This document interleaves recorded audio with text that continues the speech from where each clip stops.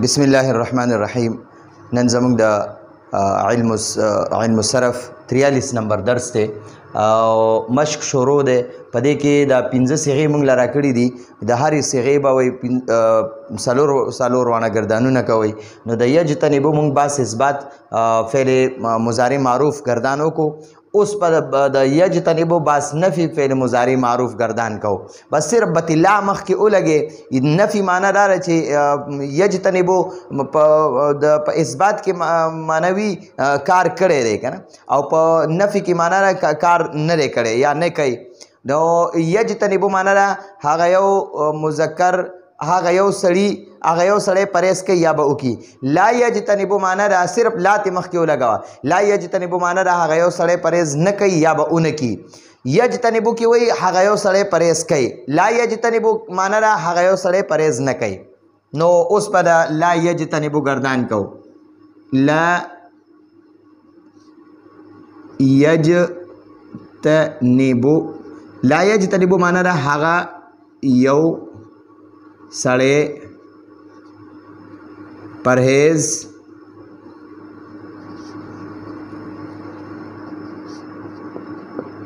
نه کوي یا به ونه کړي.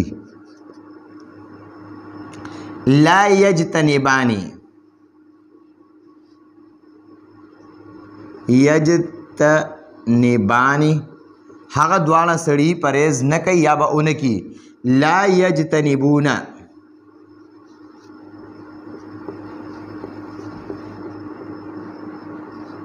هغه ټول سړي پرهیز نه کوي یا به ونه کړي. اوس واحد مؤنث غائب له راځو. لا تجتنبو، لا تجتنبو، لا تجتنبو معنی دا هغه یو ښځه، هغه یوه ښځه پرهیز نه کوي یا به ونه کړي.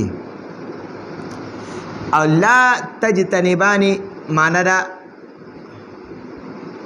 لا تجتنبانی، د لا تجتنبانی معنی دا هغه دوه ښځې پرهیز نه کوي یا به ونه کړي. لا یجتنبنا،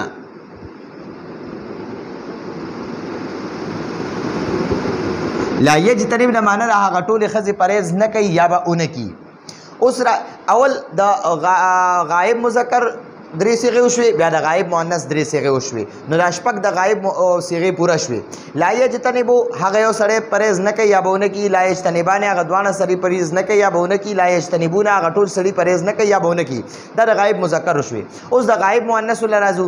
لا تجتنبو هغه یوه ښځه پرهیز نه کوي یا به ونه کړي. لا تجتنبان هغه دواړه ښځې پرهیز نه کوي یا به ونه کړي. لا یجتنبن هغه ټولې ښځې پرهیز نه کوي یا به ونه کړي. نو دا د غایب شپږ صيغې پوره شوې، درې د سړو لپاره او درې د ښځو لپاره. اوس راځو د واحد مذکر حاضر، د حاضر صيغو لپاره راځو. لا تجتنبو، لا تجتنبو ته یو سړی پرهیز نه کوي یا به ونه کړي. ته یو سړی پرهیز نه کوي یا به ونه کړي. لا تجتنبو معنی دا ته یو سړی پرهیز نه کوي یا به ونه کړي. یا سړی پکې نوم هم ماخله. لا تجتنبو ته پرهیز نه کوي یا به ونه کړي. لا تجتنبانی، لا تجتنبانی تاسو دواړه سړي پرهیز نه کوئ یا به ونه کوئ. لا تجتنبون، تجتنبون تاسو ټول سړي پرهیز نه کوئ یا به ونه کوئ. لا تجتنبین،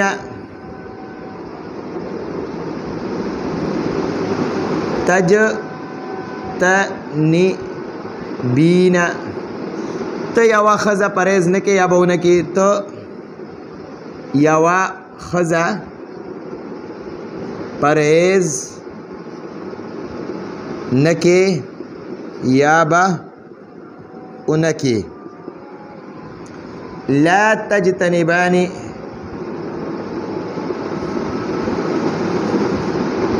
تاسو دواړه ښځې پرهیز نه کوئ یا به ونه کوئ. لا تجتنبنا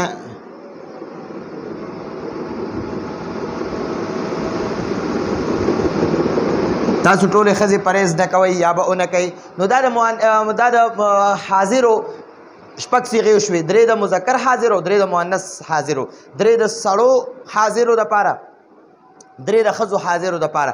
لا تجتنبو ته یو سړی پرهیز نه کوي یا به ونه کوي. لا تجتنبانې تاسو دواړه سړي پرهیز نه کوئ یا به ونه کوئ. لا تجتنبونه تاسو ټول سړي پرهیز نه کوئ یا به ونه کوئ. لا تجتنبینه ته یوه ښځه پرهیز نه کوي یا به ونه کوي. لا تجتنبانې تاسو دواړه پرهیز نه کوئ یا به ونه کوئ. لا تجتنبنه تاسو ټولې پرهیز نه کوئ یا به ونه کوئ. لا اجتنبو لا اجتنبو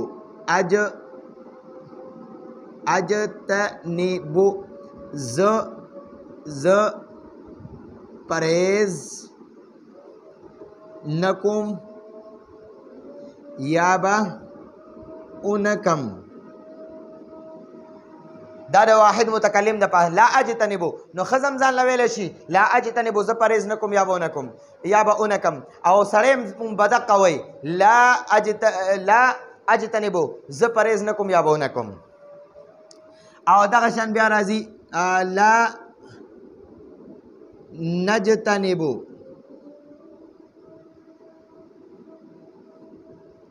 لا نجتنبو معنی ده مونږ دواړه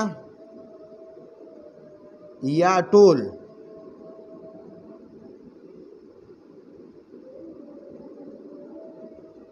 مونږ دواړه یا ټول